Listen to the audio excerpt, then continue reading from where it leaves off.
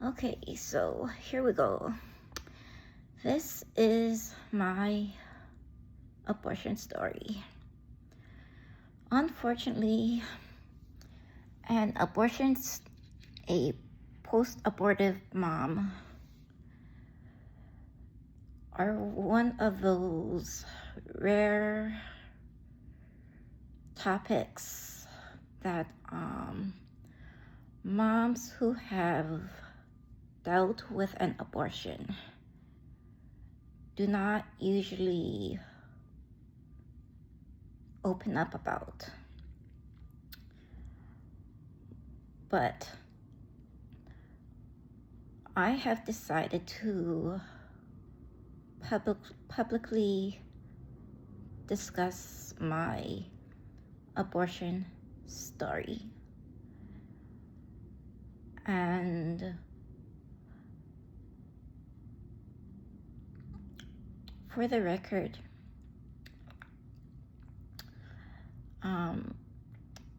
the pain, the hurt, the guilt,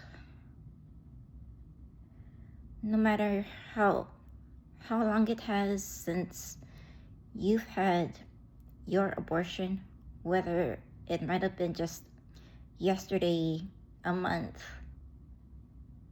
2 years, 10 years, 50 years, let me tell you, it never gets easier, okay? So I'm going to begin my story. So it was when I was 20 years old, and let me backtrack a little bit so that you guys can get a little bit of background as to how I got to where I was. Okay, so a little further deeper digging into my background. Okay, so as I was growing up, I had a lot of behavioral issues, which I won't get into why, but let me just say that my behavior problems probably started when I was in the very beginning stages of being like S8, and my parents didn't want to believe my story, and then it continually started happening, not just from that one incident, but from various other men. Anyways, I'll just leave it at that because that's a whole different video. So anyways, I believe my behavior problems started not long after that. Anyway, well, my parents have tried a whole lot of things, to get my behavior under control. I went to multiple different psychiatrists, psychologists. I've been on like a lot of different types of medications, SSRIs, antidepressants. I'm sure there's a whole list of other types of medications I'm forgetting. I've also been to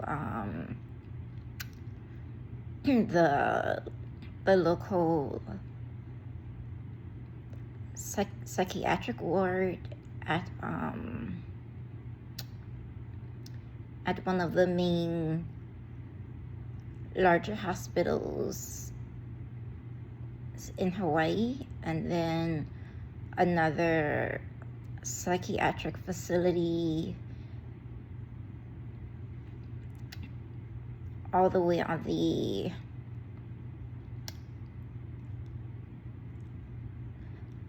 the other side of the island, which has since been acquired by another company, I believe. So I'm not sure if the name of the facility is still the same, but anyways, I went there. I went to kind of like a sort of like a halfway house where there was like staff, and then there was, you know, also other clients. I've been through like juvenile detention. You name it, I've been there. And so, you know, we've dealt with me, you know, going through all of these different places in Hawaii, trying to, you know, seek out like local treatment. Nothing worked. And so eventually I did go to foster care. It was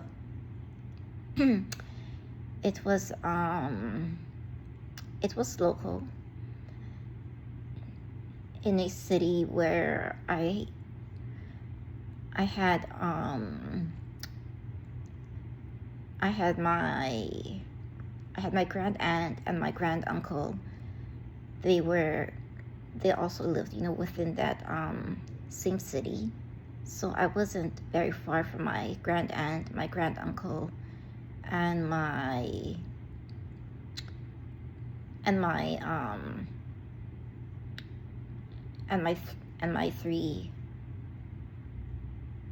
three cousins. Actually, they're my mom's cousins, but still. And so I stayed there for a little while. My parents were able, you know, to come and visit me, you know, see how I'm doing. Eventually, I was released out of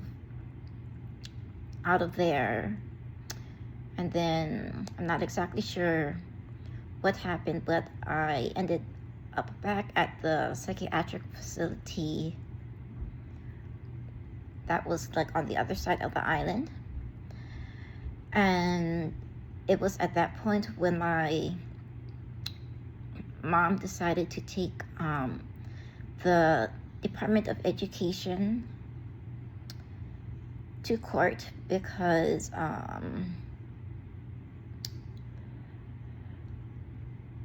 I guess nothing that they were doing was, I guess, benefiting me in any way. And I guess they probably had a I think it's called a 504, which is like a behavior plan or something. But anyways, yeah, she took them to court, and she demanded that the Department of Education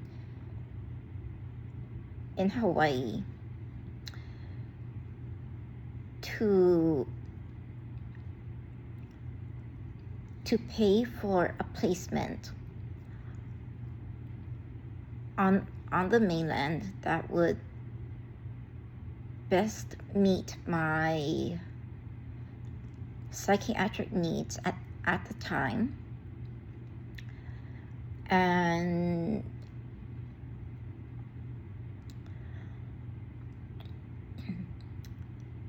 that I would stay there until I reached the age of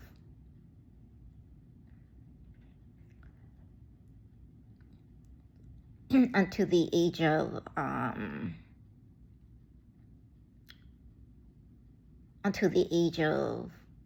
20 or 21. And so my mom, she did find a place. So in the end, she did win, and the Department of Education, they did pay until I turned 20 years old. And then a few months after my 20th birthday, I had to leave. So that's kind of the basis of how I got there. Now that's the background of the abortion story. So when I was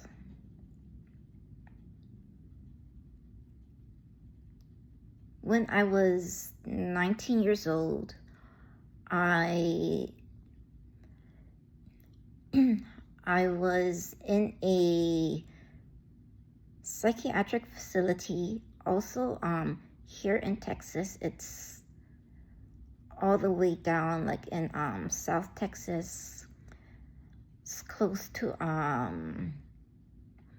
Goliad,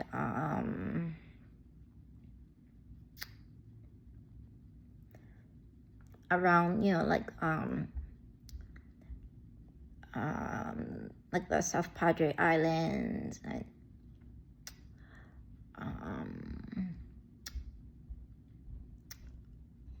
It's been so long since I've been there, but those are just like some of the two major cities that I kind of remember, like off the top of my head, without actually naming the actual city that the facility I was at is located. But yeah, it was in South Texas. And I met my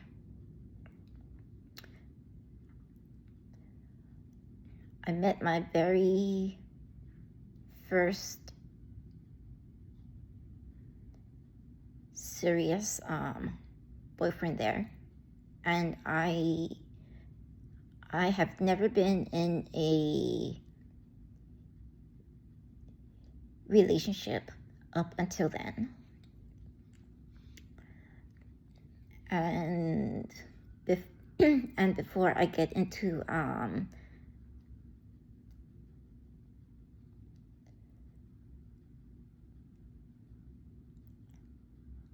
how I got roped into this so-called forced abortion, I'm going to show you a picture of me and my boyfriend back then.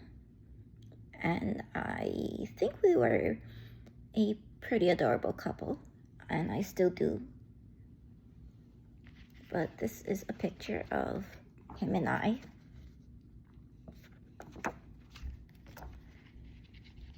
At the time, he was 23 and I was 19. Anyway, so we kind of like hit it off like right away. He was dating this other girl, and she kept like trying to like get back with him, but he really wanted to be with me. So you can imagine the two of us were kind of like fighting for his love, but in the end, I always won, because he told his ex like, oh, I'm not interested in you anymore, so and so, and eventually she had a crush on this other guy, and He's pretty good looking, but not as good looking as the guy in the picture that I just showed you. Anyway, so yeah, we started dating, and then we were talking about like, oh, do we want to like have family together? Do we want to like get married, and just things like that. And we're like, yeah, I want kids. I mean, I told him I've wanted kids, ever since I was small. I've always, dreamt of, being a mom. And he too, he was like, yeah, I really want children too. So, this was about a year into our relationship. And then I found out, I was expecting, and I just started like throwing up, like not like nonstop. I had like crazy morning sickness for at least a good month and a half. And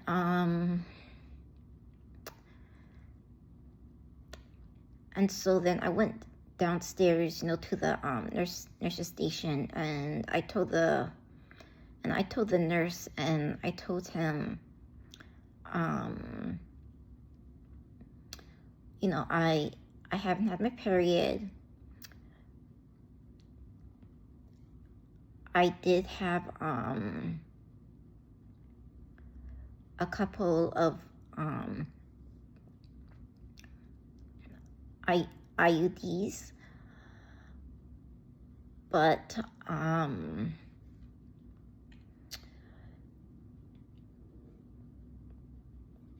one of the IUDs, the string just kind of was like kind of loose or something, so it just kind of like fell out. And then I did try another IUD. I found out about like IUDs like in a magazine, so I went to my OBGYN in South Texas, and I'm like, can I try an IUD? And so yeah, one of the IUDs, the string was like kind of loose, so it just kind of like fell out. And then I did try another IUD, and then I forgot what exactly happened with that one, but that one also was ineffective. And after that, I decided that I'm not gonna go for a third IUD. And this was back when IUDs were very, very, very, very new, so it's nothing like how IUDs are currently today. And yeah, so I told the nurse that I didn't have my period, and so I took a pregnancy test, came back positive, and there and then nurse is like, I'm going to have to, tell the staff upstairs about you being pregnant. And I'm like, okay. And so, well, obviously told the staff upstairs, who then had to inform my parents. And they informed my parents that if I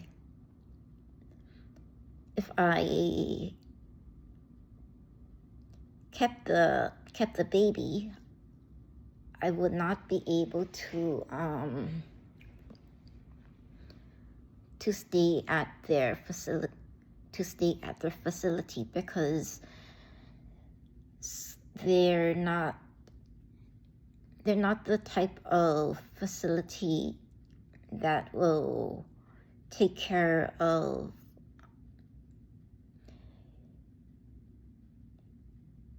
a mom and their child. So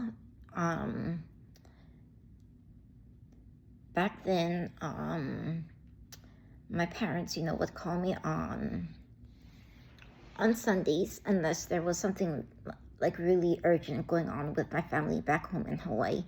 Then they would call me during the week, maybe like around lunchtime or something like that, if there was like an emergency situation that was happening back at home in Hawaii. And so they called me on the regular Sunday, and they told me that I had to have an abortion because the facility that I was staying at would not allow me to stay there if I didn't have the abortion. And at this point, this was my mom trying to convince me to have an abortion, and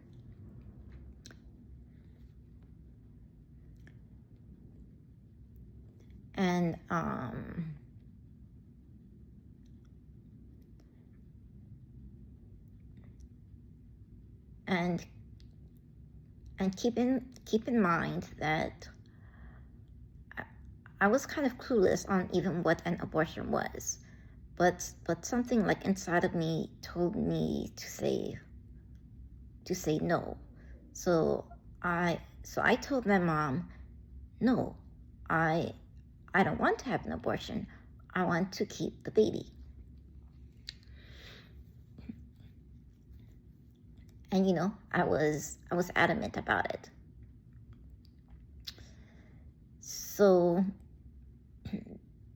because my mom couldn't get me on board with it, she somehow convinced my dad to get me on board with having an abortion.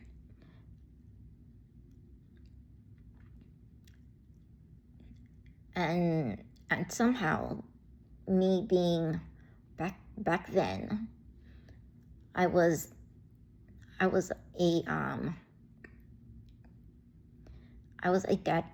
daddy's girl. And for the record, today I am not a daddy's girl, but that's a whole nother story for a different video.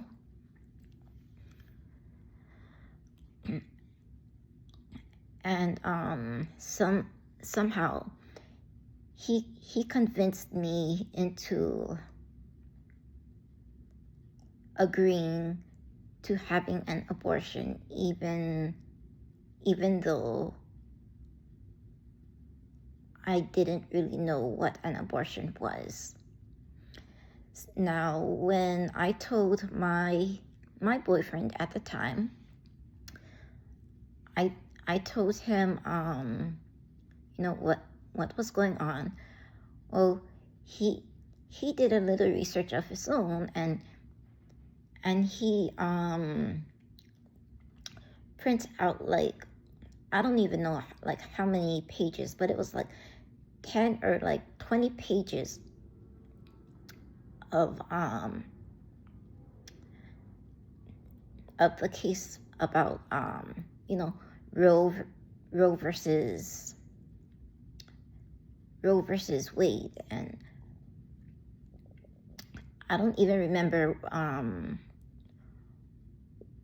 what I was even reading, but I remember I briefly read a little bit about the Roe versus Roe versus Wade. And so that is how I got forced into getting an abortion.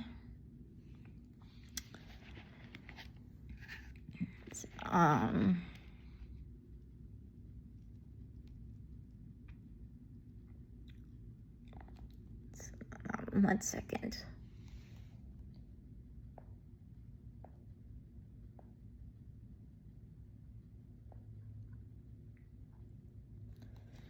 Okay, so yeah, next the next part, and yeah, this is gonna be like fairly long because there's like 6 different parts to it. So that was just like part 1. Okay, so then next, my mom flew all the way from Hawaii to South Texas. So, and one of the senior staff at the facility I was at, she went with me and my mom to Planned Parenthood.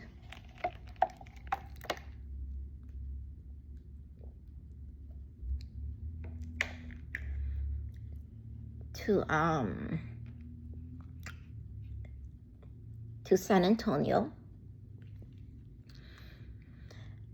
which is where I was going to have my abortion done.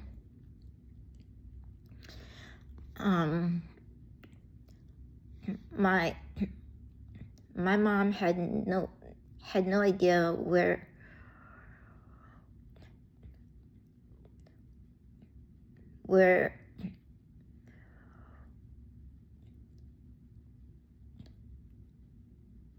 she was parking her car, but eventually she found somewhere to park. So we entered Planned Parenthood, and we told them that I can't even remember like if we had an appointment or not, but anyway, we checked myself in. I don't even remember like who paid for the whole thing. If it was the psychiatric facility I was at, or if it was my parents. But yeah, I checked in. I waited in the waiting area. Then they called me in back. They took a brief medical history from what I can remember, and then they told me that it's like a basically like a two-step procedure. So the first thing I had to do was take some pills on the day before I was scheduled to have the abortion. And so I remember, I took these I took these pills, and then the next day, which was November 9th, 2001. Excuse me. we went back to Planned Parenthood. They took me back. They did an ultrasound.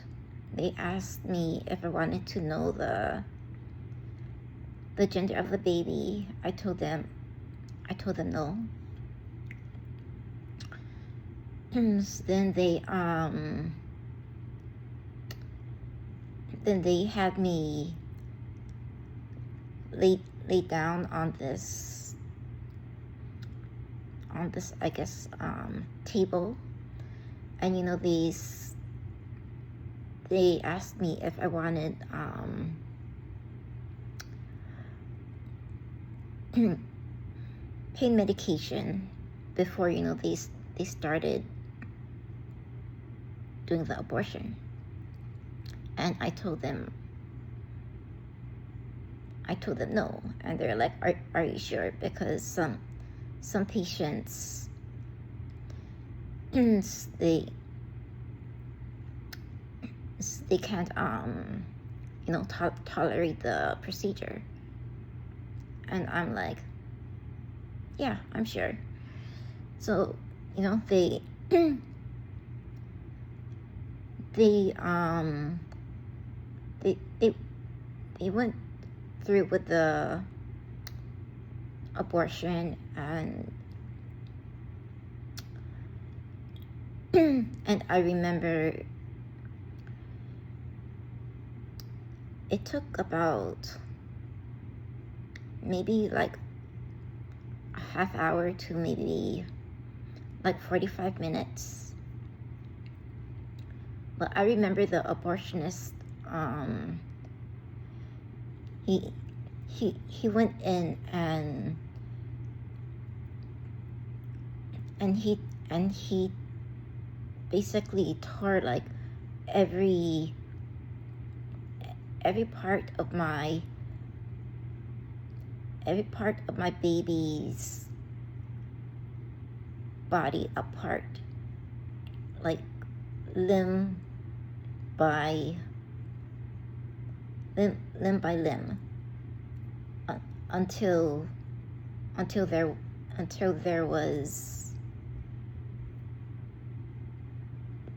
was no baby left inside of me.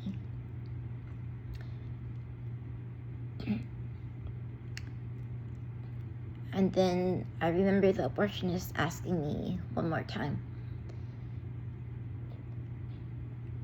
do you want to know the gender of your baby?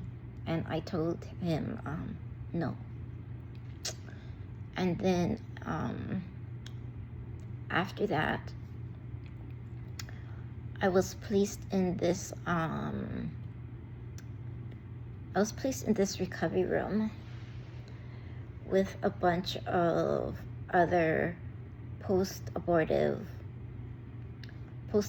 moms. And when I was placed in this room where the post-abortive moms were recovering from their abortion, this mom I was placed next to, I remember this lady saying that she said that she was glad that she had an abortion because she and her husband did not want a fifth child. And I just remember thinking to myself, even back then, as young as I was, just thinking to myself, like you had an abortion because you did not want a fifth child. Why didn't you just use, birth control instead of, having an abortion?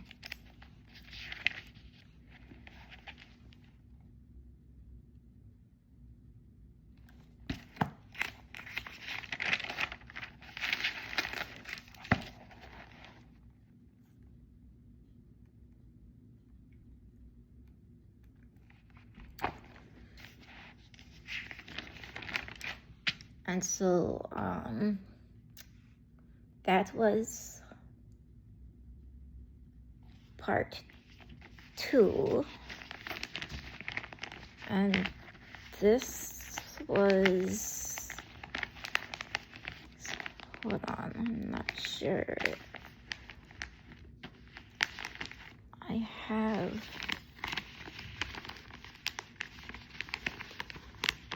the picture with me. Oh, okay, I have to go get the picture. Okay, so this is my first baby's picture, the baby that I aborted, before I go on to the next part of my abortion story.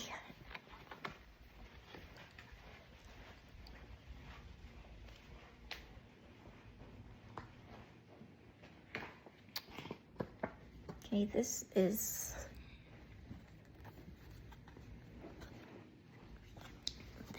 my first baby, and later on I'm going to tell you about how I learned the genders of my babies. But in this ultrasound, you can see there's at least one baby, and based on this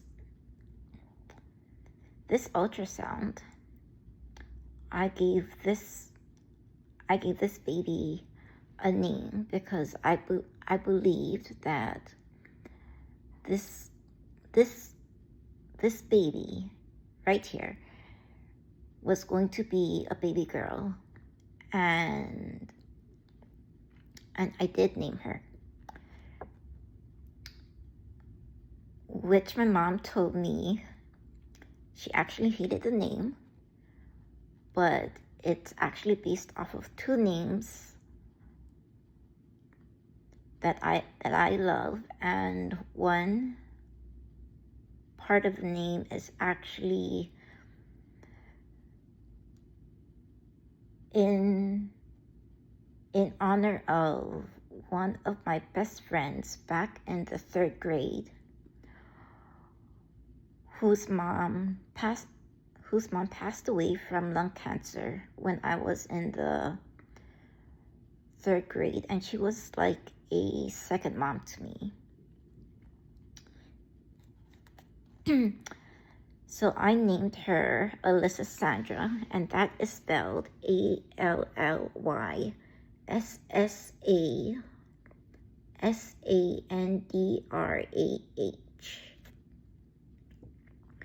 And how I came up with her name was I have a cousin, and her dad, who is my mom's cousin, and his then wife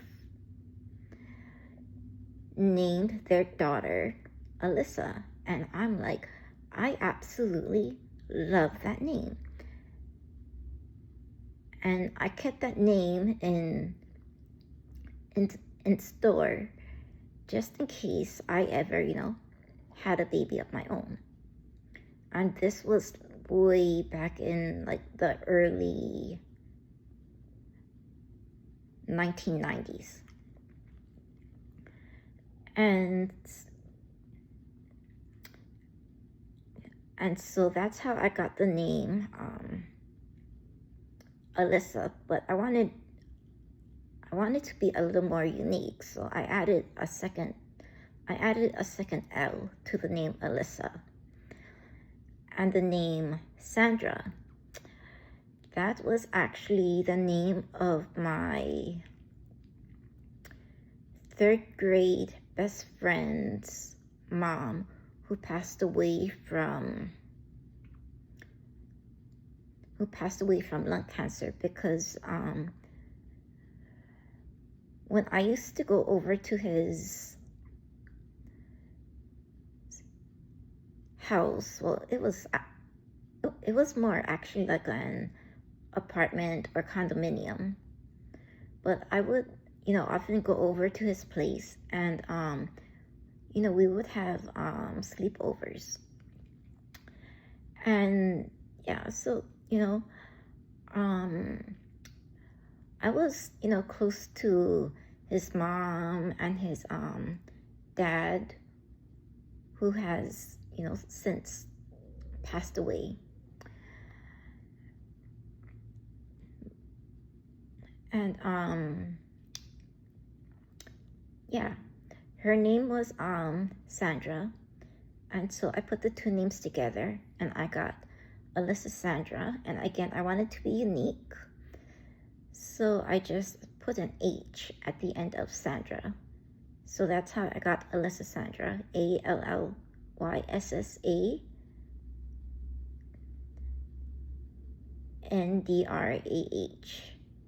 And so that's how I named my daughter Alyssa Sandra. And that's this baby you see here in this ultrasound.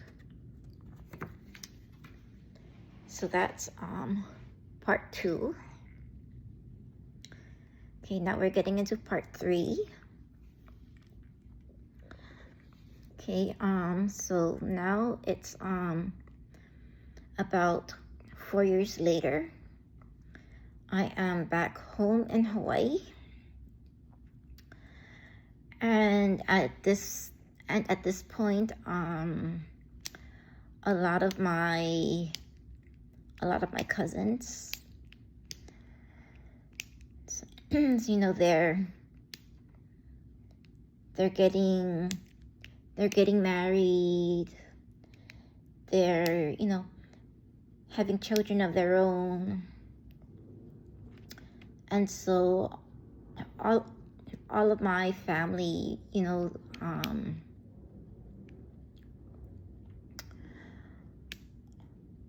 we would be invited to all of my cousins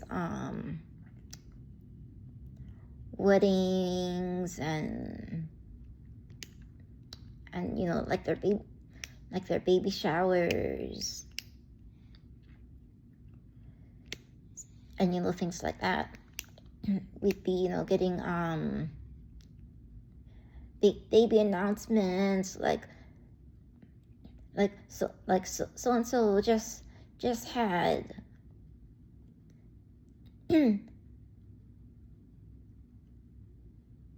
a a new a, a new baby or a new addition. It's a boy or a girl, and this is his or her name. Blah. This is how much he or she weighed, and you know, they were born on so and so day. They were you know, this many inches long. Their head was, you know, this many inches long, and you know, our family, you know, was, you know, always getting like all of these, you know, birth announcements or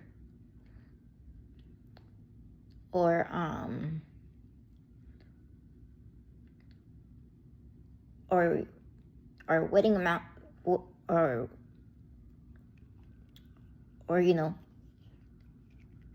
wedding invitations, and then you know, we would RSVP and say yes, you know, all four of us, you know, we're gonna go.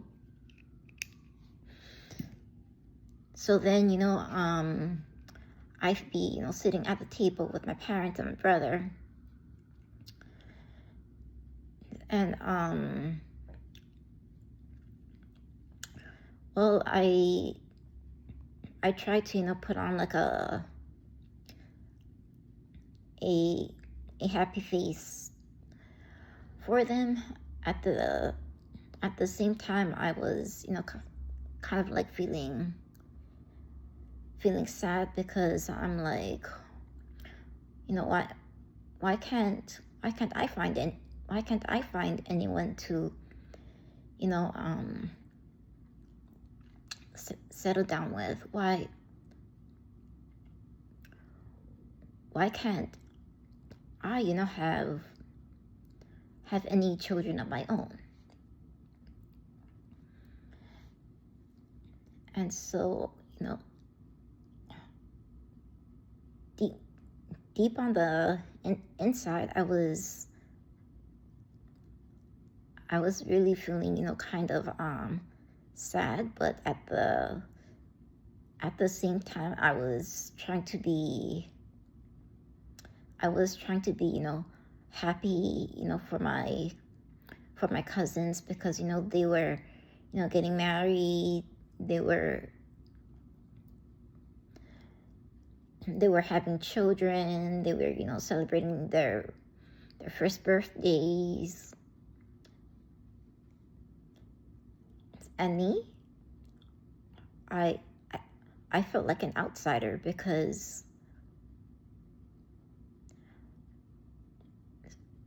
I felt like I was the only one out of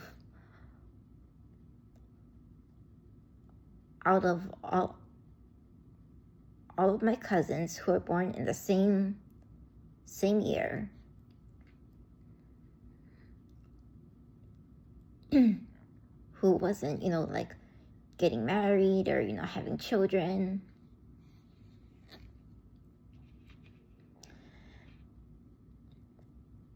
And so, yeah, that's, you know, how I was, you know, kind of feeling.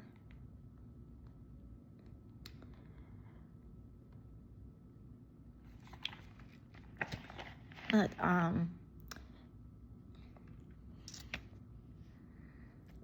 yeah,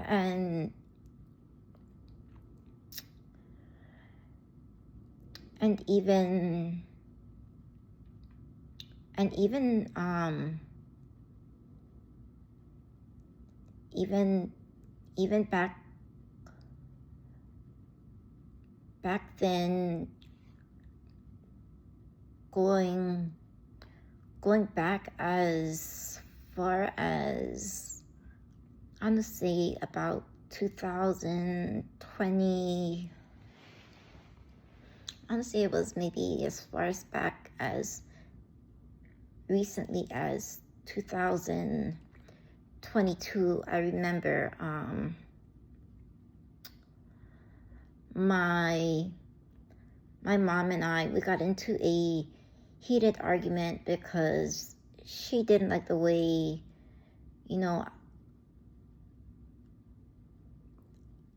I was raising my daughter, and I didn't approve of the type of things that she was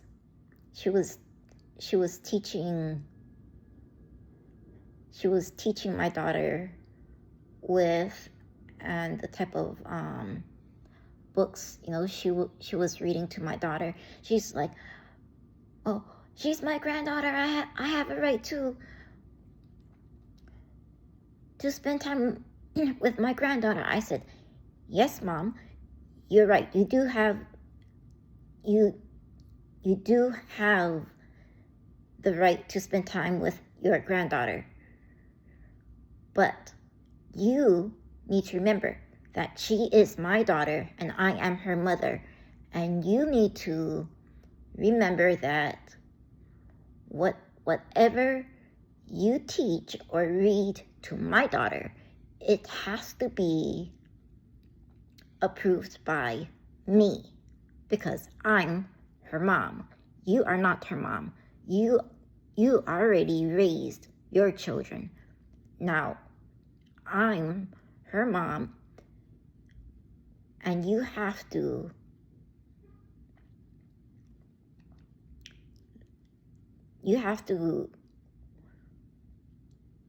listen to what I say on how I raise my daughter.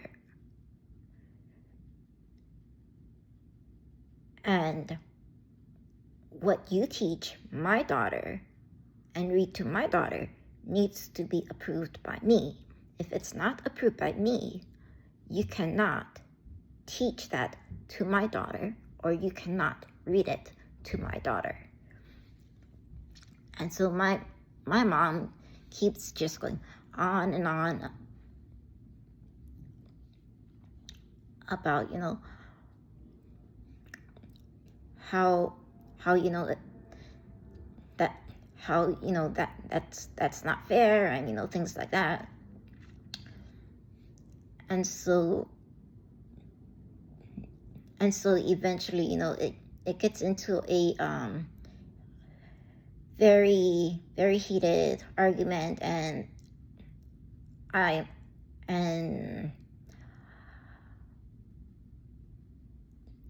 getting to the point where my dad, he's literally in between the both of us, and my brother is in the back of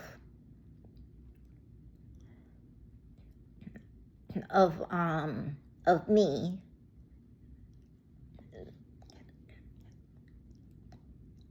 literally watching this all play out. and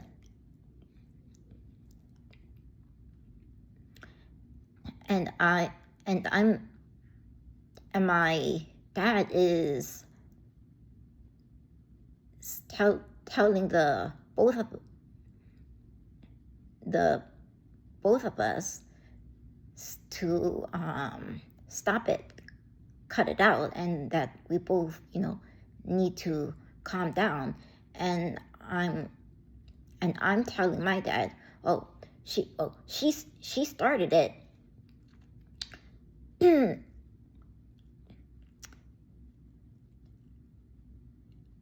And anyways, the two of them got me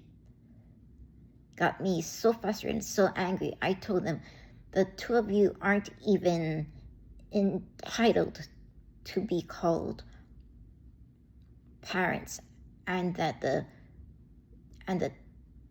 two of you are the ones who made me kill my baby.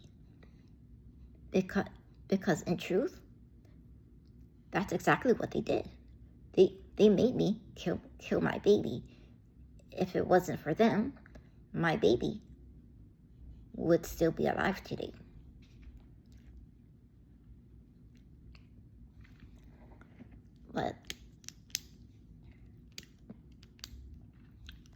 But anyway,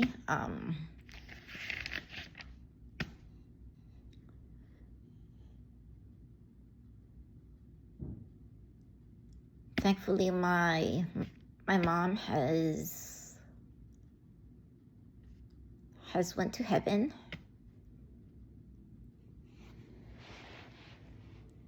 So I no longer need to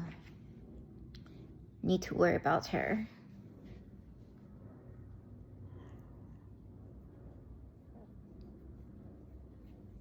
But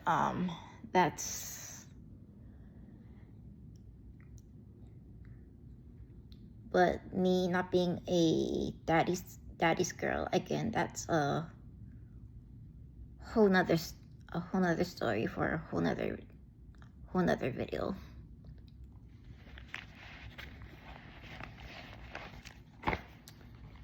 Anyways, that is part 3.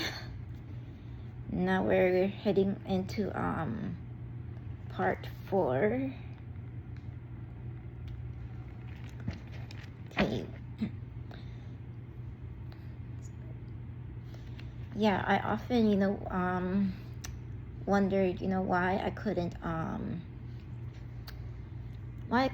conceive another baby after I had my abortion. And in my family,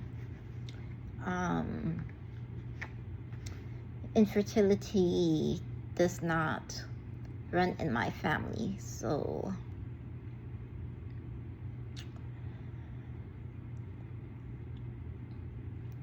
I didn't think that trying to conceive another baby would be so difficult.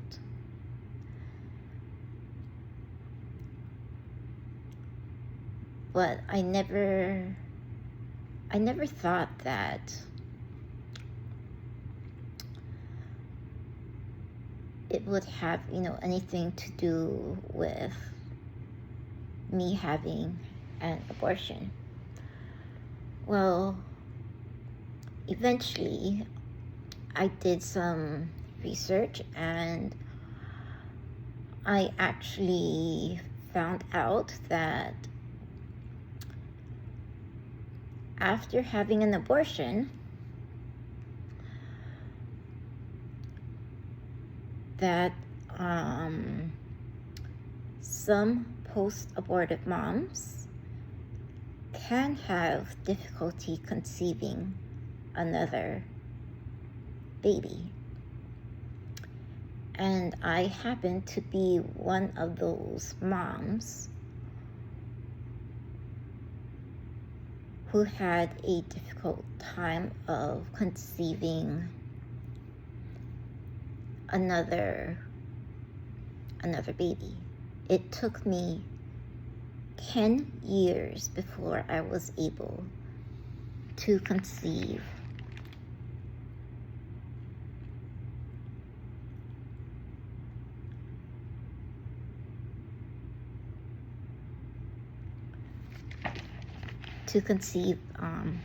another baby. But that is one thing that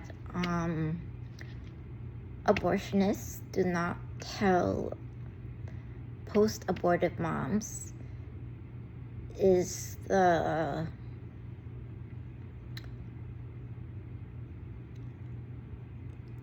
issues that abortions can cause post-abortive moms on trying to have more children in the future, and the complications that it can cause in future pregnancies.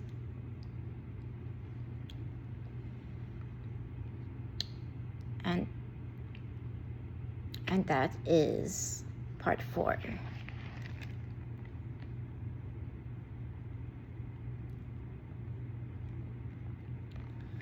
Okay, so now I'm getting into part 5.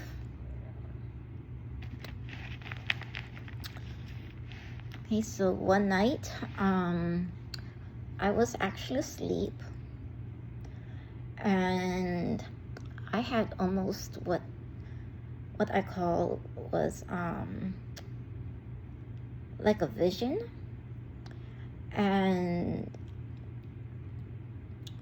it was almost like I was in labor, except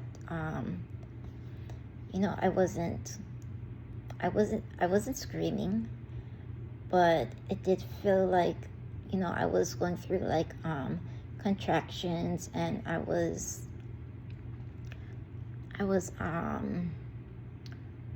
you know, all hot and sweaty, you know, just like, you know, when you're going through regular labor.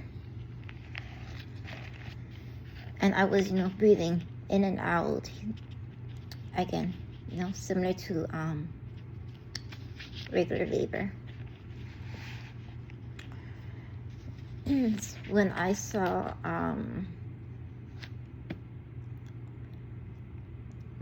that there were 3 hands, I'm guessing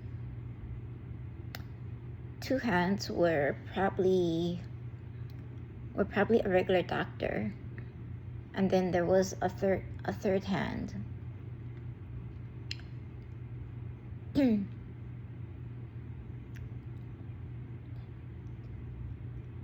kind of like a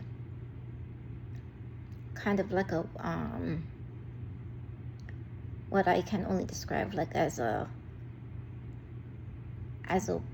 white hand. And I can only think of it as that was God's hand. And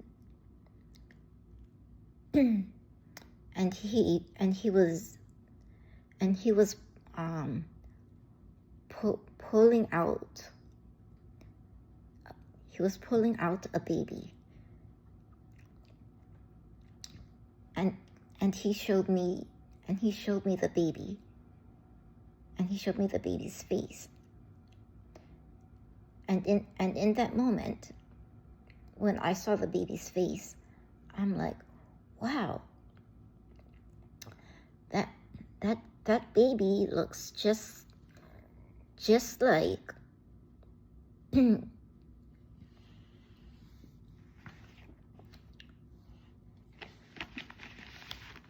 just like my boyfriend at the time, my aborted baby's father's sister. So that baby looked just like a mini version of her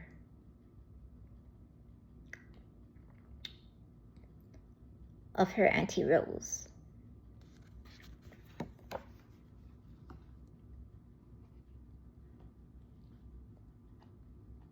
And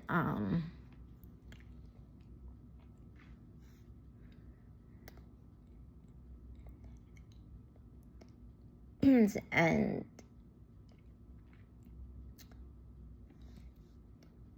my boy boyfriend at that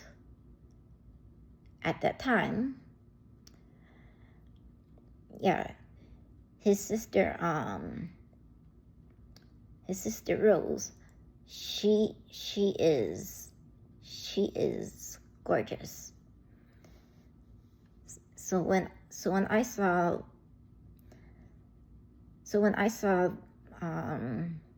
that my baby looked exactly like her Auntie Rose, I'm like, wow, those those genes really do run strong in the family.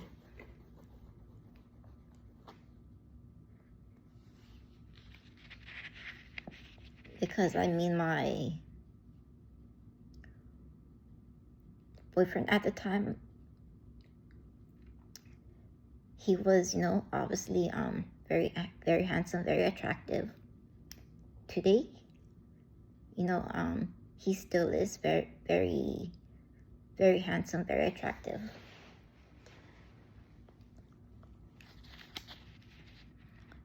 But I have no idea what's going on in his life, but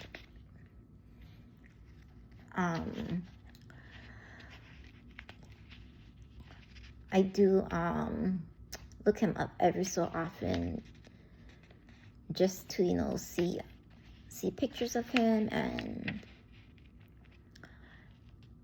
yeah, he is still very attractive, even though he is almost close to 50 now. And then going back to the vision, I still felt like there was like another baby, inside of me. And so again, I was going through what was similar, to like contractions, and I was going through, the breathing, and I was all, hot and sweaty. And then again, the third hand pulled out yet another baby. It was a little boy. And so that's when I realized that I was probably carrying twins.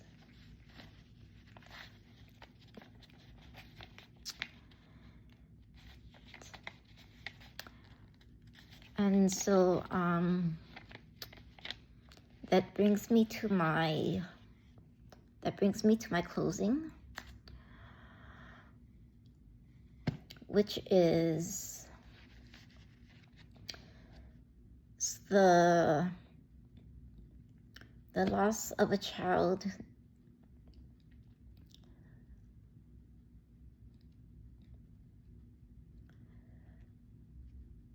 can be, in many different forms.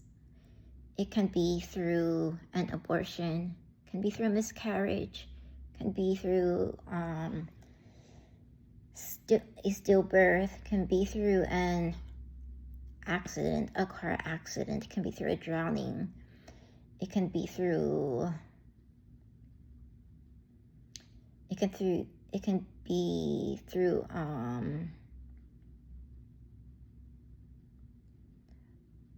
murder, it can be through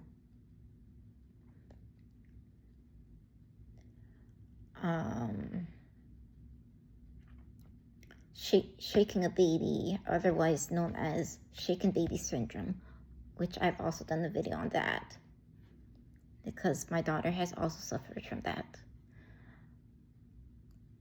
My living daughter.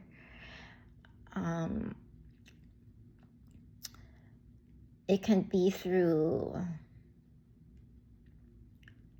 um, suicide. But my point is, regardless of how you lose a child, you're still going to grieve that child no matter what. Can also be, through a medical abortion. Still, you're losing your child. That child can never be replaced. And I will also say, I do not recommend using abortion as birth control. I know of someone, I know of a woman who technically used abortion as, quote unquote, a form of birth control. Just because she didn't want another baby.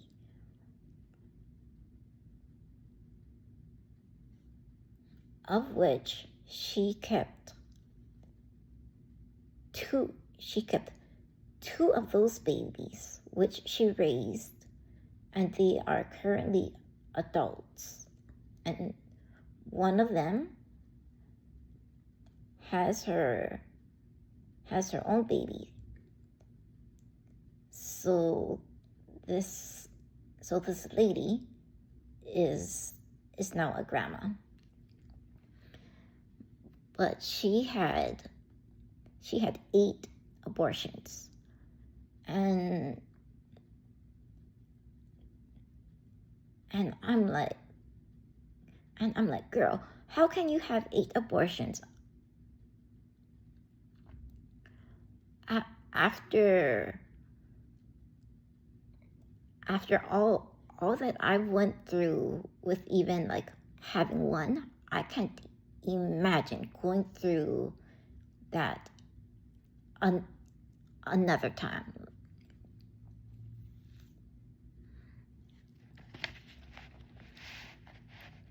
Because it's just, for me, it's just too much. Like 8 times, I can't imagine. But yeah, I do not recommend using abortion as birth control. Like, if you don't want any more children, get on birth control or get fixed or be abstinent. And also for me,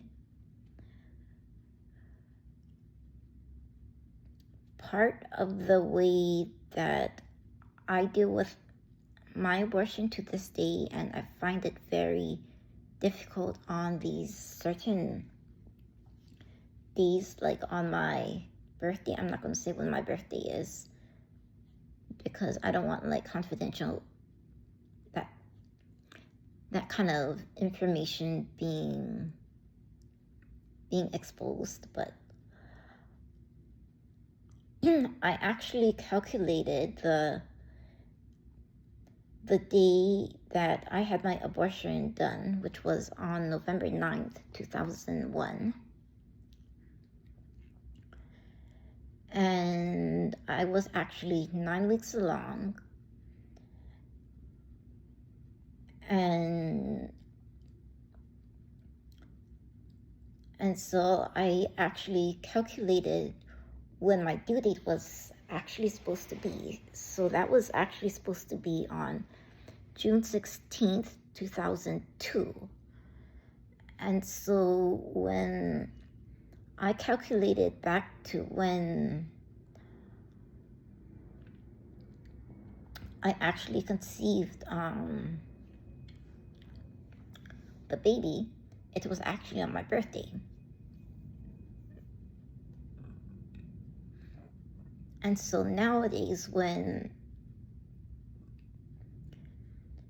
I celebrate my birthday, I actually celebrate my birthday a day earlier.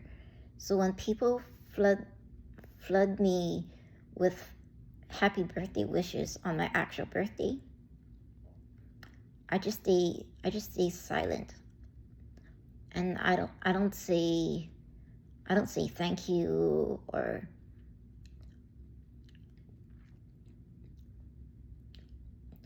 anything like that, because for me that's like a negative that's like a negative part of my life story. It's not a day that I want to remember, even though I know that's the day that I came into the world.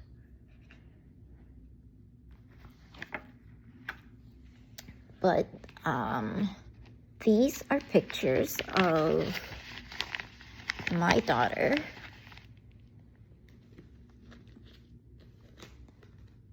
when she was inside of my womb.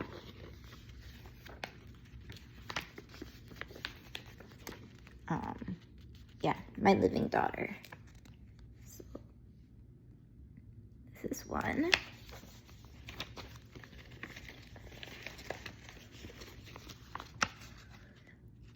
There's another.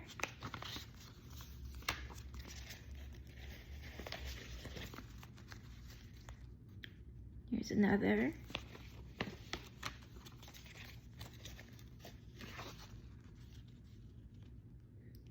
Another.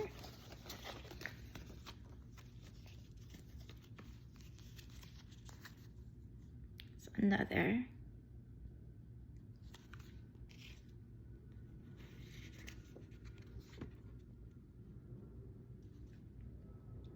Another.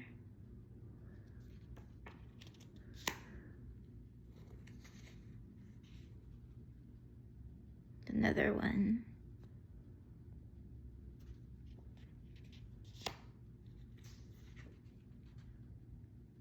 It's another picture.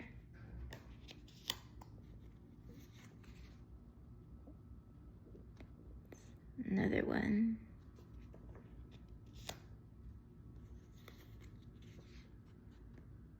It's another one. It's another one.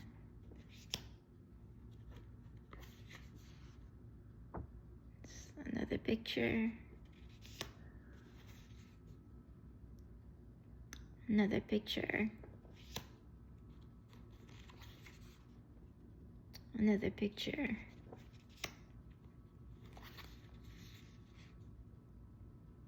Another one.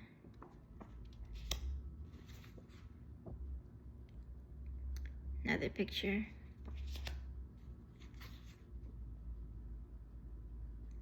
It's another picture. And another picture.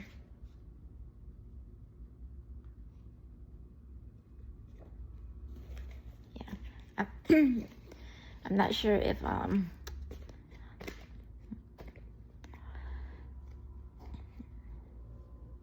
those pictures were like in sequence or not, but those are all pictures of my daughter when she was in my womb. And she did tell me that she was actually going to be coming early in a pregnancy dream. So when she did come early, I wasn't surprised. But I did deliver her early at 34 weeks and 6 days. And I was diagnosed with PPROM, which is premature rupture of the membranes. Again, that is also another complication that can happen in pregnancies from having an abortion. So yeah, there can be complications in pregnancies from having an abortion. But that is my abortion story. And yeah, a lot of post-abortive moms should, speak out about their abortion stories, so that other moms who are considering abortion, hopefully they will think twice, because having an abortion, you might think you're doing the right thing in the moment, but ultimately it changes your life forever. Thank you for watching.